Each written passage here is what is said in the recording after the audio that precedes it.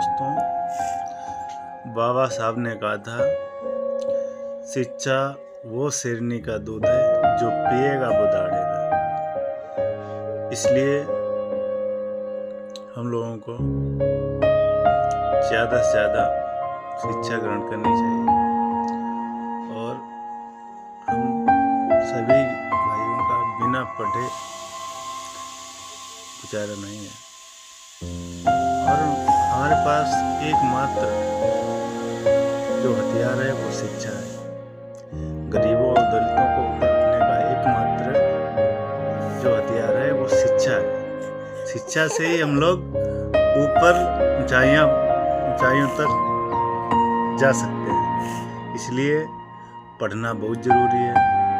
पिट्टू पढ़ो करे किस करते खांसी तब तुम्हें याद पढ़ो करे तुम्हारी खांसी चली जाए। पानी भर दो आज जो पैसे झिल मिलाने लगो।